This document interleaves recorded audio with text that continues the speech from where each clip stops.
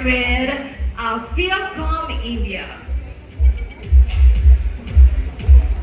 So for this one, you only have one question to answer. Same question lang po sa bawat candidate. Let's go in front.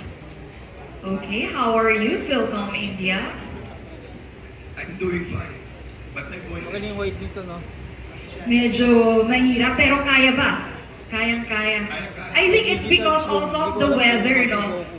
Gusto ko lang din pasalamatan and we need to be grateful din dito sa Great Man of the Universe. Kasi nag-giveaway sila. Imagine, dapat November 18 ang kanilang coronation. But because of Bagyong Pipito and they know na marami talagang nasalanta ng bagyo, nag-giveaway sila. Diba? Kasi baka hindi makapunta ang iba sa atin at minode na lang ngayon. And now, here's your Right, question. right. During the recent typhoons, particularly Christine and Pipito, Ayan. you were stranded in Lukban. The experience was both challenging and eye-opening. As a great man, what lessons did you learn from this situation? Through that experience, the world just don't revolve around us.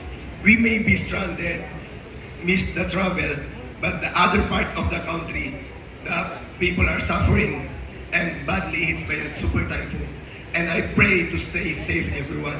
And hopefully, I extend the helps for the victim. And at the end of the day, the greatness is not just having a title, power, or fame, but of how we can be service to our fellow men. That's all. Thank you. Thank you, Philcom India. Maraming salamat. Next, we have our Misamis Oriental. Good evening. Good evening. Good evening. Ano bang dialect ng Misamis Oriental? Cebuano. Bisaya. Cebuano. You know. Yeah, I know. Kabalok. Kabalok. Kabalok ng Bisaya. Greet your fans. Mayang gabi sa tanan, especially sa Tagalogay, Misamis Oriental. Mayang gabi diya. Salamat sa pagsuporta gikan sa day 1 until tonight. Thank you.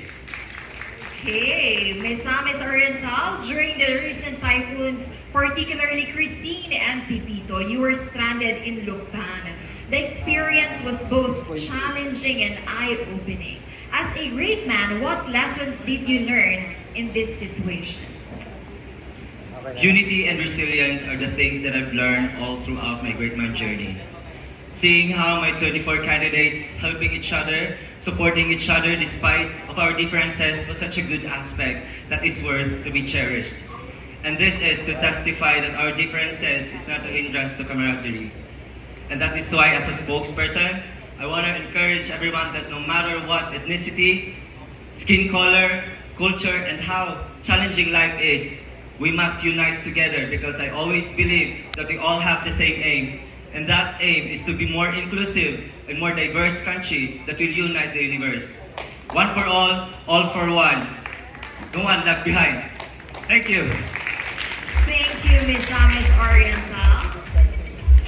And our third candidate from Bacolod. Itong mga taga Bacolod, parang mga malalambing magsalita, right? You know how to speak your dialect. Batiin mo naman ang iyong fans. Hello everyone, magandang gabi sa inyong tanan from Bacolod City. Gusto ko magpasalamat sa inyong inasuportaran niyo ko diri sa Manila sa competition namin na Great Man of the Universe. Thank you. Okay, here's your question. Malaglag. During the recent typhoons, particularly Christine and Pipito, you were stranded in Lukban. The experience was both challenging and Tanggalin mo yung digital. eye-opening. As a great man, what lessons did you learn in this situation? As a great man, the lessons that I've learned in Lukban, not just in Lukban, but also throughout my journey in Great Man of the Universe, is that it's not just a competition, but what's important is our camaraderie, our friendship, our stories that we get to tell together, and the memories that we could recall in the future. Thank you. Thank you, great man from Bacolod City. Next, we have from Kapas Tarlac. Parang meron ka mga dalang ilang friends doon, ha? Here's your question. During the recent typhoons, you were stranded in Lukban. The experience was both challenging and eye-opening. As a great man, what lessons did you learn in this situation? As we stranded in Tocpan, Quezon, amidst the Typhoon Pipito, I realized the power of resilience and gratitude. I overcame the challenges by embracing the situation with a positive mindset, finding strength in the kindness of the community, and using time to reflect on my purpose. This experience taught me the values of adaptability and the importance of human connection in difficult times. And with my voice, I encourage everyone to do the same. Thank you. Thank you, great man from Kapas Tarlac. Next, we have from province of Iloilo. Good evening. Idire-diretso na natin ito. Here's your question. During the recent typhoons, you were stranded in Lukban. The experience was both challenging and eye-opening. As a great man, what lessons did you learn in this situation? The lesson that I learned as a great man is that I learned to be strong, to help others, and to be grateful of the things that I have. And this showed me how important teamwork is, and to be ready for all the things that life throws at us. Thank you. Thank you, province of Iloilo, great man. And next, we have from Tarlac province.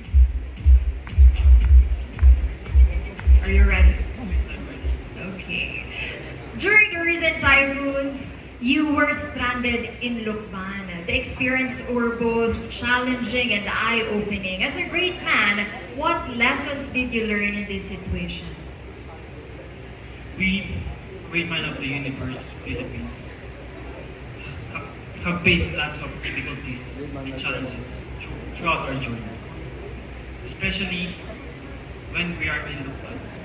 We got stranded, we got naging mas maayos ang aming pagkasasama sa isa't isa at nagtulungan kami na parang kaming magkakapatid.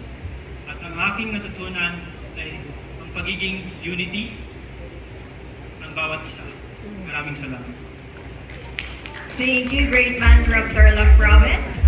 Next, we have from Moncada, Tarlac. Ang dami ng Tarlac na nakapasok, ha? Mukhang alam na natin kung saan tayo pupunta next time. Here's your question. During the recent typhoons, you were stranded in Lukban, and that experience were both challenging and eye-opening. As a great man, what lessons did you learn in that situation? The most lesson that I learned that Lukban, we are stranded, is positive thinking. Because we are overthink a lot.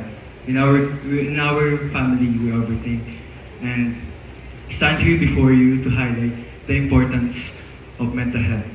It's a personal struggle over 20 million Filipinos. And it's time for action.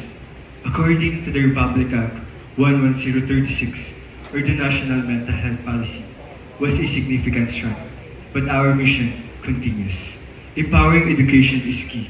By holding workshops and open conversation, and by the help of Great Man Organization, we can have a big impact in our community. So let's unite as force of hope and change, and become a fundamental right for all. Thank you. Thank you from Moncada, Tarlac. We only have 4 great men left, and we have from Isabela. Ang Isabela ba ay mga Ilocano? Yes. So marunong ka mag-Ilocano? Pwede bang batiin mo na ang mga nanonood sa atin, ang mga Ilocanos? Yaman ang kanya yung aming kuya-kuya, susuportahan niya. Yaman ang kanya yung bus. Hirap intindihin, no? Yan ang nakakatuwa sa Pilipinas. Ang dami nating dialect, hindi ba? Pero ito, kailangan mong masagot ang question for you. Baka ikaw na ang next great man. During the recent typhoons, you were stranded in Lukban, and that experience were both challenging and eye-opening. As a great man, what lessons did you learn in that situation? With my province of Isabela, it's already experience of serious typhoon of Pipito, even in Quezon province, was felt at month of Super Typhoon Pipito. As a great man, I'm dedicating myself for promoting SDG number 13, climate action. Thank you. Thank you very much, great man from Isabela. Isa din yan sa mga tinamaan itong bagyong Pipito, if I'm not mistaken. And here's our next Philcom United Kingdom. Good evening. Parang meron kang fans dito. May narinig ako na, ayun, dun pala banda. Here's your question. During the recent typhoons, you were stranded in Lukban, and that experience were both challenging and eye-opening. As a great man, what lessons did you learn in that situation? Recently, being affected by the typhoon really opened my eye to the spirit of the Bayanihan, which is the communal effort to give food, shelter, and safety, and most important of all, to share laughs and to always put a smile on your face. This is what it means to be a true Filipino, not only a man, but any gender. Thank you, Philcom United Kingdom. Last two. Next from Coronadal, South Cotabato. Malayo-layo ang pinanggalingan. Good evening. Here's your question. During the recent typhoons, you were stranded in Lukban, and that experience were both challenging and eye-opening. As a great man, what lessons did you learn in that situation? A lesson I've learned is to be very grateful for what I have. Grateful for all the people that I have, because due to the typhoon, there's a lot of people that lost a lot of homes, a lot of people, and I just want to be very grateful for that. And being a great man, I want to be able to try to help those people that are in need. Thank you. Thank you, Coronadal, South Cotabato. Thank you. Last great man from Samar Province. It's also their place here. I know. So anong dialect naman sa Samar? Well, we have a lot of dialects there. We have like Waray, we have Cebuanos, Bisaya. But most of the people lives in summer used to speak Waray. So you know how to speak Well, I Waray. can speak Waray right there. So greet your family and friends and your Mahupay na gabi yung matanan, nagkikita ka mo. Salamat. Wala pa ko naintindihan. Anong sinabi mo? Thank you so much for watching us. Yung? Thank you, but that is not your question. Your question is, during the recent typhoons, you were stranded in Lukban, and that experience were both challenging and eye-opening. As a great man, what lessons did you learn in that situation? In my life, I've experienced a lot of things, whether bad, worse, and good. But one thing I've learned in my 27 years of existence, that you need to fight for yourself. No matter how hard life is, no matter how many calamities we experience, you should be strong enough to face whatever challenges you may experience may come along the way.